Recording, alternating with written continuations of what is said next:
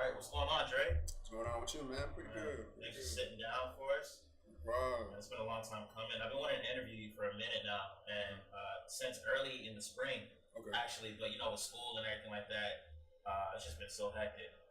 Understandable. How's your summer been so far? Pretty good, man. I've been hitting the art a lot more lately.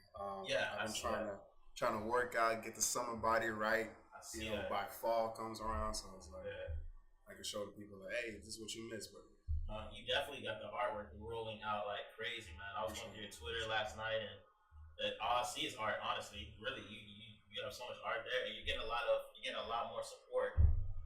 You know? yeah, man. I swear it's really surreal because I mean it's Twitter, right? So it's like when you first get in there, any support is well appreciated, and the more and more good reception that you get, it's like okay, well, let me kind of throw in these small thumbnails, these small sketches, little tiny things to show the people who actually I guess focus on what you do, and they're like, okay, I see progression. Like I got um, DMs from people I don't even know, and they're saying, "I see the progression, man. I see how um, your style is actually becoming concrete."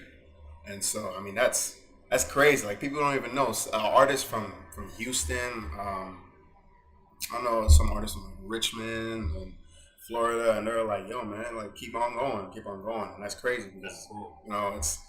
it's the little tiny things like the support from people you don't even know, but they're kind of in the same, I guess, profession or the same kind of field. And it's really enlightening, and it's just a really good feeling. Did you have any like thoughts before this? Because I know stuff like that happens, it definitely makes you want to push forward. Did you have any thoughts before this of like quitting at any time, or were you down, or were you like it's just not going anywhere? Heck yeah, man. Heck yeah, man. I feel like one of the toughest things about being a creative, because I don't just say the artist and kind of limit it. One of the hardest things about being a creative is just seeing the value in what you do, or actually seeing the value in what you do, not based on other people's opinions or like the reception you receive from it, but it's what you do, how much you like it, and it has to become a passion, right? So of course there are times where I'm just like, man, I guess I had a dry spell for years. Um, I always from second grade. I was in art class, and thank God, God bless my art teacher, man. I forget her name, but God bless my art teacher because she told me, um, like she pulled me aside one day, and I remember this very well. She pulled me aside and she said, "You have talent. Don't ever forget that you have a talent." And I'm in second grade, and I'm like, "Okay, thank you. I know how to paint a flower and whatnot. Okay, that's cool." I wasn't thinking much about it. I was trying to hang out with my boys like right after because recess was right after her class, but she pulled me aside and she said, "You have talent." And she even pulled my parents and was like, "I don't know if there's anything else you see your son doing, but this is something you can do. I mean, like, this is a talent, whether it's a hobby or not. This is something you should kind of work on, with him Yeah. just to see where it goes." And I mean, I didn't think much about that moment, how important it was until I got to seventh grade, and another art teacher, like he was cool, and he gave me techniques on how to improve my skills. And I told him about that story, and he's like, you know, you know, you're older now, so I guess you can understand more. But if a teacher pulls you aside like that, no matter who it is, they see something in you, and I even see something in you. Um, I don't know if I'm going on a tangent, but Nah. it's those times I think about those times because whenever I had my the longest dry spell I ever had of not just drawing anything was 3 years. 3 years. 3 years. That was um, I think it began sophomore year of high school. Wow. So yeah, I was just So that went into college, basically. So you that went went from into college. I didn't like really uh, pick up my sketchbook again until freshman year of college. Like high school, I mean, because I had the talent, I had at least I was told. So I had my sketchbooks filled up, and there's just like one that's just blank. Like there's one that's the front page is filled and it just stopped. You know, and I don't know what I was. I guess I was going through hormones or whatever. I Yeah. was, I was just in that adolescent phase of just figuring out myself through high school, and I stopped. Um, and then I remember I tried to pick it up again, and then I remember doing a piece Hmm. for the school, and I was excited. I was like, "Yo, people are gonna see how like good I am. Like, oh, Yeah. this is gonna be hype. It's gonna be hype." But I remember comments that are like, "Yo, what is this? What's going on with this?" It was supposed to be like it was like the steps towards success, Hmm. and I painted it like a life, kind of like a Yeah. life, the game of life, Oh, the okay, yeah, board and game. I think I remember that picture Yeah. actually. I don't know if I still have it. Like, it's crazy that you Yeah. do. But people are like, no, I could do that. It's not that cool.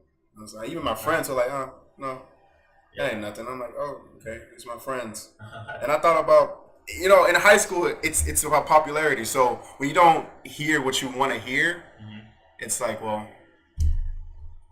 I guess why am I doing it? And I know it's a trivial reason to do so. But I mean, that happened, and whenever I had artist block, and like just any creative, and you can live with me on this. Any Yeah. creative, anytime you have an artist block, but it's like it's not just a speed bump. You're hitting the wall. Hmm. You're coming up with ideas, and it just doesn't seem to work out. Yeah. All Like the they time. fall apart, All the time. Yeah. and it's like they're imploding on themselves, and it sucks. It sucks. Yeah. So you have like a lot of drafts that are just unfinished around the house that just you can't seem to find the Plenty, inspiration to complete. plenty. Yeah. I remember I had this is crazy. I had like those those hefty bags, those Uh huh. large hefty bags. Yeah. I remember I was all day trying to paint a tree. Like literally, I was going through a study. I was trying to paint a tree, and I filled that bag up to the brim. Like I just got a copy paper, Uh huh. and I destroyed it. I was like, I can't get it. I can't get it. I can't get it. I can't get it. I can't get it. I can't get it. And it annoyed me. Man. It annoyed me, and my room was a mess. It was crumbled up papers everywhere. It was just, you know, that's another moment I wanted to quit. I'm just like, this is ridiculous, man. I'm Yeah. just like, yo, I can't. And it's funny because we don't see those things. When we see you drop art, we're just thinking that you can't miss, and nobody gets to see the side of you that's in your room struggling to write, struggling to Mhm. draw, Mhm. or struggling to complete a picture. So I think that's just the craziest thing because your Right. art is so good that when you finally release something Thank to you. us, Thank you. we're just like, man, you can't miss because it's a series of them. Like you do it repeatedly. You're not like dropping one picture 9 months and then we don't see you again. Like your Twitter, if you go through your stuff, Mhm. and your Twitter is gonna be in the bio of this video because they need to see it. It's like Cool. work after work after work. Make sure you after follow work. me. Yeah. No, no, good, bro. But yeah, I want to ask, what are your influences? So you said second grade. This goes like the second grade. You were already painting flowers and stuff. Mhm. What were your influences? What made you say, you know what, I want to do this as opposed to something else? Uh, um, I'll tell you there's people who influenced me first. Second grade, like through grade school and high school, it wasn't like it was just a thing. It was just a hobby. Yeah. But when I got to college, um, there's this guy named Paper Frank, and when I tell you this guy's art is Paper Frank and Banksy. People know Banksy, and I'm sure people know. There's probably a handful of people who know Paper Frank. Those two, when it came to their form of pop art Hmm. and their influences or the kind of theme they throw into their art as far as relating to pop culture, that got me. Like it was just I, w- I was moved. I was moved by Banksy. I got books on Banksy. That's when I really started to like invest myself. I like this whole book on Banksy and his art and just like the stuff that follows, like the little tiny things he said, like you'll never find me, it's because he never shows his face. Yeah. And, he's in the UK and people know about him. Like he's an underground legend. Yeah. And for him, for his reputation to reach here, people talk about him in such good light, but the kind of character he portrays is not, it's like a vigilante, but I mean it's dope. Yeah. And Paper Frank, like I don't know how big he is yet. I'm assuming he's pretty big, but that cat dope, man. He draws like tigers and he draws like little black girls and like in an empowering light, but in like a carefree light as well. Like the kind of like you listen to the new SZA album, right? Yeah, definitely. The kind of vibe you see when you see a carefree girl and she's like, Yeah. and she's chilling with like a tiger or something. Like it's just dope. Like the line work, the color scheme, it's just dope, man. And I remember being moved by that. But I will say, what influenced me probably the greatest in college was a friend of mine. I met him in college, and he's an artist as well. And that cat, he deserves way more recognition than me. Um, um, and, I, and I hope that like he hears this at some point. But dude, he really influenced me. He's like his dedication to art itself is um, at a level where you think like he'd be a college professor to me. Like he could teach a class if he wanted to. He could just sit down and be like, I mean, there's certain fields, but he can be like, this is what I do, and this is how I can help you out. This is what you need to do. And he got me on it. Like until I met him, really, I was like, I don't know the art thing. Like when he said, "No, I'm an artist, straight up. I'm an artist. That's what I do." I'm like, how can you just say it with such confidence? Yeah. Like I'm thinking my thing is a hobby. Like, he helped me realize that this is God's gift. Yeah. This is really God's gift. I feel like I can't. I mean, I believe we're all capable of doing many things, right? Yeah. We're intelligent, young people going wherever we may be. We're fully capable of given our surroundings to take advantage of our surroundings and do what we want. But I also believe that within all of us, that there's a God-given talent. It's just something that you got that you can't really explain. You can't explain. Like you look at what you're doing, and it's like, man, I don't even know how I did this. Yeah, I agree. It's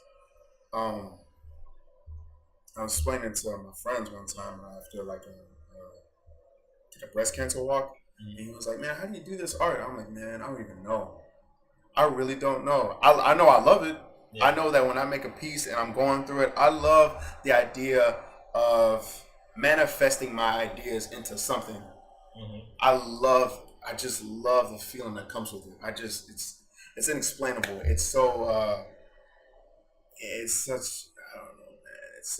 It's like when you have a cascade of ideas and it's like a whirlpool of just concepts and whatnot. Yeah. And you're able to put it down on something, and people, by the grace of God, people are receiving it in a positive way. So that helps now. But I mean, I feel like even if I didn't get so much good reception, that sounds cliche, right? That sounds cliche, but like I honestly love it, man. I really don't care at this point what happens, because there's a point in every creative that there's the point where I guess it's kind of the point of no return. I'm choosing to invest in myself now. Yeah. I'm buying books. I'm putting time aside for my friends. I am putting myself out there, risking the fact that I may lose credibility or just like, I guess, reputation, just because I care so much about what I can do, about what God has given me, this talent, and then I'm just like, I feel like I'd be doing him an injustice if I didn't like pursue this. I can't explain it. Like it's so dope. Well, let me ask you this though. Yeah. So